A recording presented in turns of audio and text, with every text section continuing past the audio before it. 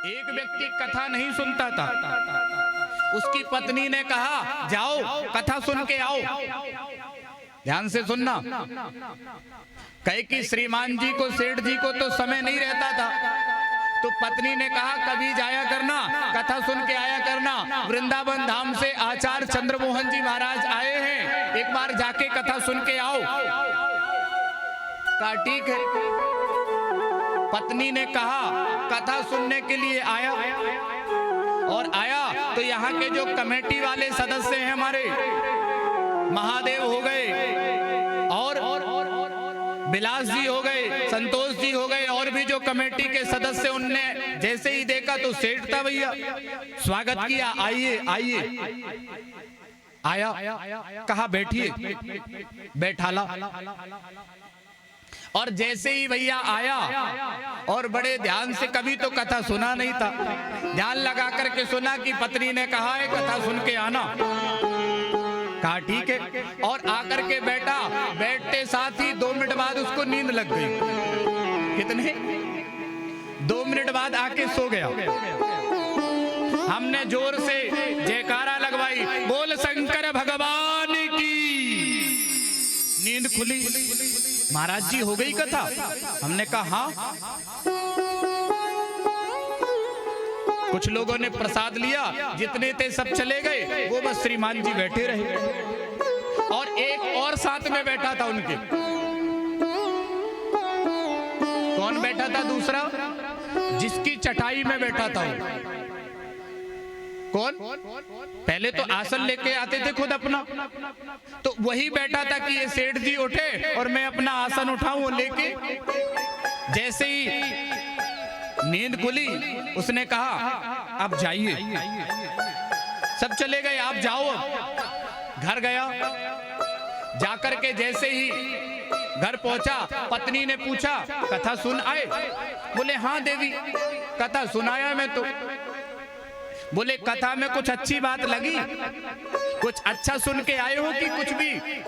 बोले हाँ, वहां तो 3 ही बात सुनी है मैंने बस। जैसे ही मैं गया तो लोगों ने कहा आइए आइए। मैं गया, कुछ लोगों ने कहा बैठिए बैठिए, मैं बैठ गया। और फिर आखिरी समय में कहा जाइए। पत्नी ने कहा ये अभिमानी है, दोबारा जाएगा नहीं। क्यों? क्योंकि इसको तो कुछ समझ में आया नहीं है। तो पत्नी ने कहा ये तुम्हारे लिए बीज मंत्र मिला है। क्या मिला है? ध्यान से सुनना। बीज मंत्र मिला है, और इस बीज मंत्र को रोज जपना। पत्नी ने सोचा इसी से मन लगेगा इसका। 1 दिन नहीं, 2 दिन नहीं, 3 दिन नहीं, क्योंकि पूजा पाठ से तो कोई मतलब नहीं था दूर दूर तक। तो क्या कह रहा था? जपता जा रहा था, कभी भी हो पूरे टाइम जप रहा था। आइए बैठिए जाइए, आइए बैठिए जाइए। पत्नी ने कहा है कि ये बीज मंत्र मिला है, जपना। उसी रात्रि में, रात में बोल ही रहा था, क्योंकि रात में नींद नहीं आ रही थी। तो कहने लगा आइए बैठिए और जाइए। उसी रात्रि में उसके यहाँ चोर घुसा। क्या हुआ? चोर घुसा। तो वो कह ही रहा था कि आइए आइए। चोर ने सोचा पहचान गया ही। जैसे ही पीछे पैर मुड़ करके जाने लगा तो उसने कहा बैठिए। क्या कहा? बोलो बैठिए।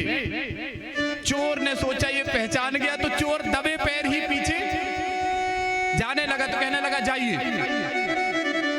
चोर समझ गया सेठ जी पहचान गए। दूसरे के कहां से धन चुरा करके लाया था, सेठ जी पास सुबह पहुंच गया। बोले सेठ जी क्षमा कर दो। क्या हुआ? क्या हुआ भाई?